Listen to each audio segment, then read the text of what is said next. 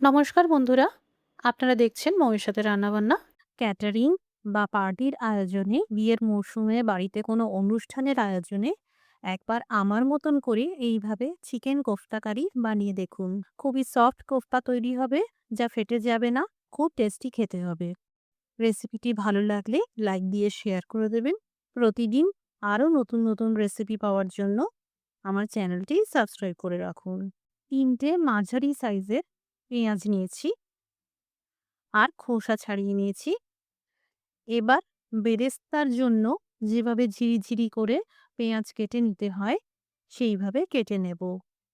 খুব মোটা মোটা করে কাটলে চলবে না, যতটা সম্ভব ফাইনলি চপ করে নিতে হবে। এখানে আমার সব পেঁয়াজগুলো কাটা হয়ে গেল। 200 গ্রাম চিকেন কিমা নিয়েছি। আপনারা চিকেন কিমার পরিবর্তে বোনলেস চিকেন দিয়েও বানাতে পারেন। মিক্সার গ্রাইন্ডারে দিয়ে দিলাম।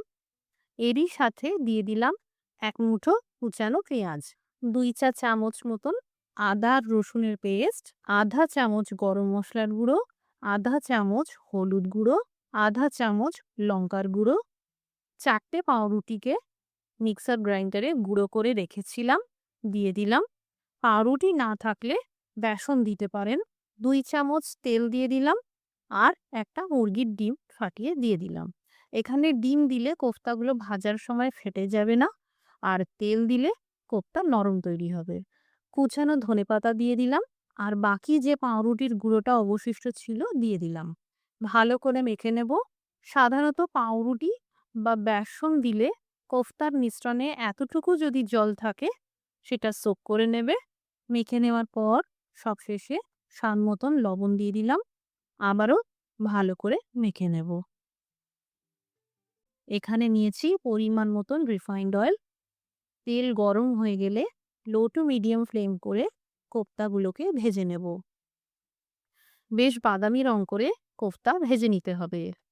এখানে কোফতাগুলোকে সাইজে ছোট রাখবেন, এতে ভিতর থেকে কাঁচা থাকবে না। আর চেষ্টা করবেন যতটা সম্ভব সমান সাইজ করে কোফতাগুলো তৈরি করার। কোফতাগুলোকে অনেক বেশিক্ষণ ধরে ভাজা যাবে না, না হলে শক্ত হয়ে যেতে পারে। কোফতাগুলো ভাজা হয়ে গেল। এবার ভালো করে তেল ছড়িয়ে তুলে নিলাম। এবার ওই একই তেলে ভেজে নেব কুচানো পেঁয়াজ। একদম হাই ফ্লেম করে বেশ বাদামি রং আসা পর্যন্ত পেঁয়াজ ভাজতে হবে। বিরিয়ানির জন্য যেভাবে বেরেস্তা তৈরি করেন, একদম ঠিক সেইভাবেই এখানে পেঁয়াজ ভেজে নিতে হবে। তবে খেয়াল রাখবেন পেঁয়াজ যেন অনেক বেশি ভেজে না যায়। এই দেখুন পেঁয়াজের বাদামি রং ধরতে শুরু করেছে। এবার এই পর্যায়ে আঁচটা বন্ধ করে দিলাম। এবার একটি পাত্রে এই ভাজা পেঁয়াজ তুলে নিলাম। এই দেখুন ভাজা পেঁয়াজের কালারটা এইরকম হতে হবে। এবার মিক্সার গ্রাইন্ডারে দিয়ে দিলাম এই ভাজা পেঁয়াজ। এরই সাথে আধা কাপ টক দই দিয়ে দিলাম। এবার এই ভাজা পেঁয়াজ আর দইয়ের পেস্ট তৈরি করে নেব। এই দেখুন পেস্ট তৈরি। নিয়েছি 3টে টমেটো। এই টমেটোকে পেস্ট করার আগে যতটা সম্ভব ছোট ছোট করে পিস করে কেটে নেব।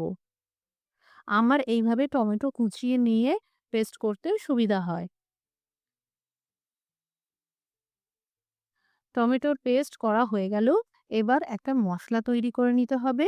1 চামচ হলুদ গুঁড়ো, 1 চামচ ঝাল লঙ্কার গুঁড়ো, 1 চামচ কাশ্মীরি লঙ্কার গুঁড়ো, 1 চামচ ধনের গুঁড়ো, 1 চামচ জিরের গুঁড়ো, আধা চামচ গরম মশলার গুঁড়ো আর জল দিয়ে গুলে 5-7 মিনিটের জন্য এই মশলা রেখে দিতে হবে। এইভাবে গুঁড়ো মশলাগুলো সামলা জলে গুলে নিলে ভাজার সময় মশলা পুড়ে যাবে না। এদিকে তেল গরম করে নিয়েছি। এবার ফোড়নে ভেজে নেব দারচিনি, একটা ফাটানো এলাচ আর কয়েকটা গোটা গোলমরিচ। এবার এই ভেজানো গুঁড়ো মশলার মিশ্রণটা ঢেলে দিলাম। আঁচটা লো টু মিডিয়ামে থাকবে। বেশ 3-4 মিনিট মতন ভেজে নিতে হবে। এই মশলা ভাজার সময় আধা চামচ লবণ দিয়ে দিলাম। এইভাবে চারদিকে তেল ভেসে উঠলে ভেজে নেব এই টমেটো পিউরি। খুব ভালো করে ভেজে নিতে হবে যাতে টমেটোর কাঁচা ভাবটা না থাকে। মশলার ভাজাটা সঠিক হলে এইরকম তেল ভেসে উঠবে।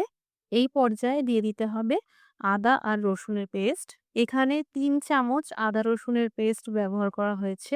৪ ইঞ্চি সাইজের আদা আর ৬ টা রসুন কোয়ার ব্যবহার করা হয়েছে। বেশ ৩-৪ মিনিট মতন মসলা ভাজার পর এবার দিয়ে দিলাম এই ভাজা পেঁয়াজ আর দইয়ের পেস্ট। দই মেশানোর সময় আঁচটা একদম কমিয়ে রাখবেন, না হলে দই ফেটে যেতে পারে। এবার এই দইয়ের মসলাটা ভালো করে ভাজার জন্য ২ মিনিট কম আঁচে ঢেকে রাখলাম। দইয়ের মধ্যে যে ফ্যাটটা থাকে এই দেখুন ভেসে উঠেছে। বেশ নেড়েচেড়ে নিয়ে আরো ২ মিনিট ঢেকে কম আঁচে রান্না করব। এই দেখুন মসলা খুব ভালো করে ভাজা হয়ে গেছে। এবার যে পাত্রে গুঁড়ো মসলাগুলো জলে গুলে নিয়েছিলাম, সেই লেগে থাকা মসলা ১/২ কাপ জল দিয়ে ধুয়ে দিয়ে দিলাম। আর সেই সাথে আরো ১.৫ কাপ জল দিয়ে দিলাম। তাহলে টোটাল ২ কাপ জলের ব্যবহার করা হলো। স্বাদ মতন লবণ দিয়ে দিলাম। আর এই ভাজা চিকেনের কোফতাগুলো দিয়ে দিলাম। এই পর্যায়ে ঢাকা চাপা দেওয়ার কোনো প্রয়োজন নেই। ঢাকা চাপা দেবেন না, না হলে কোফতাগুলো অত্যধিক সফট হয়ে যাবে আর ভেঙে যেতে পারে। জাস্ট ৫ মিনিট এই গ্রেভি ফুটিয়ে নিতে হবে। এই দেখুন আমি এই গ্রেভি এতটাই পাতলা রাখলাম। আপনারা আপনাদের সুবিধা মতো একটু কম বেশি করে নিতে পারেন। এবার দিয়ে দিলাম ১/২ কাপ ফ্রেশ ক্রিম। এটা পুরোপুরি অপশনাল, কারণ এই ফ্রেশ ক্রিম সকলের কাছে এভেলেবেল নাও থাকতে পারে। তাই এর পরিবর্তে আপনারা ঘি, মাখন বা দুধের সর বেটে নিয়ে দিতে পারেন। আঁচটা বন্ধ করে দিলাম। সবশেষে মিশিয়ে নিলাম কুচানো ধনেপাতা। তৈরি হয়ে গেল রেস্টুরেন্টের স্বাদে চিকেনের কোফতা কারি। একবার এই টেকনিকে চিকেন কোফতা কারি বানিয়ে দেখুন। আমি আশা করছি আপনাদের ভালো লাগবে। বাড়িতে বানালে কমেন্ট করে জানাতে পারেন কেমন তৈরি হলো। আজকের রেসিপিটি দেখার জন্য অসংখ্য ধন্যবাদ। সবাই ভালো থাকুন, সুস্থ থাকুন।